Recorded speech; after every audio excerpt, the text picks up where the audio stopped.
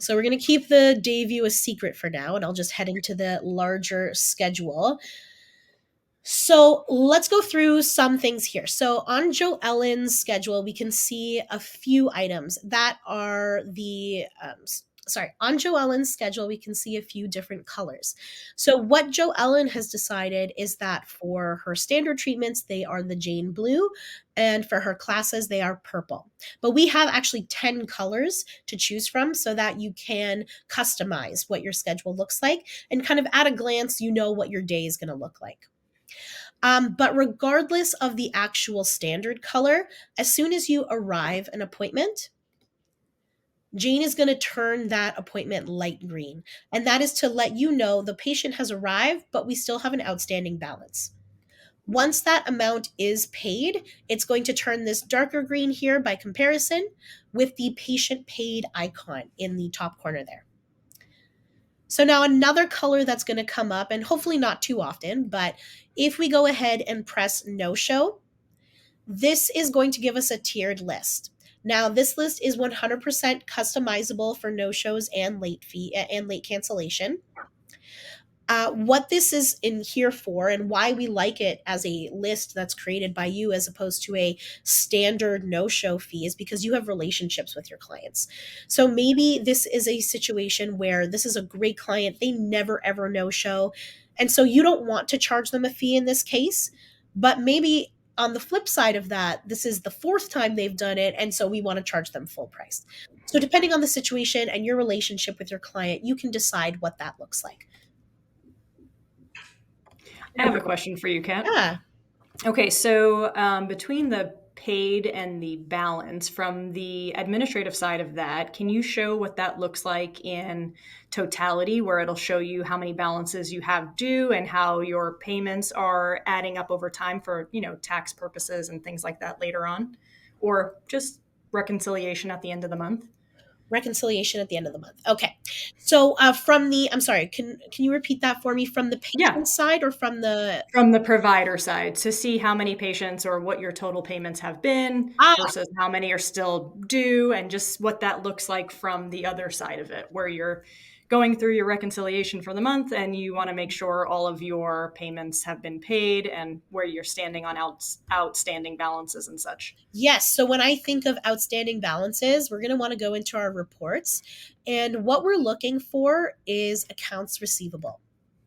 So we're going to be able to pull up that accounts receivable report. It's going to give us a list of all of our accounts that are still outstanding.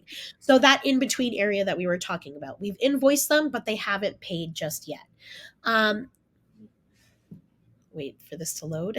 That's okay.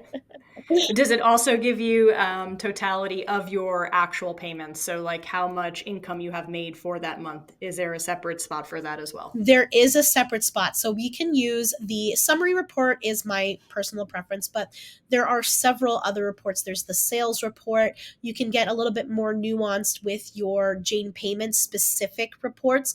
So Jane payment transactions, how much you've been processed monthly. So there's quite a few different options that you have. But my personal preference when you're looking at how much you've processed within a month, usually that's what practitioners are doing, is the summary report. I'm gonna say, how many fake patients do we have built in here? Quite a lot, quite a lot. I love that. I love that. Taylor Swift and Travis Kelsey have made Well, that's perfect because we're in Kansas City, Kat. So oh, we got a lot of fanfare here.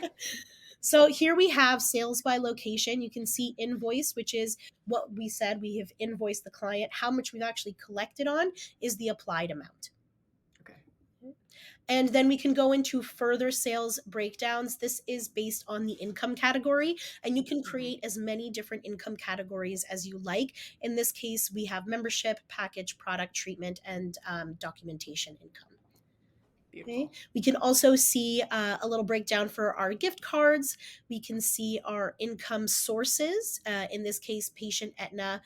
We've got a test here just for fun. Tips. So you can see it gets really expensive. Taxes, which is what we were discussing. So this is the billing summary report. And we can, of course, go into further detail, like I said, with the Jane payment specific transactions, payouts, So for instance, we can use the Jane Payments Payout Report. Oh, nothing for this, the demo site. Let me see if I'll do the transaction. So we can also take a look at the accounts receivable report. You can see here at the top, it's our um, insurance.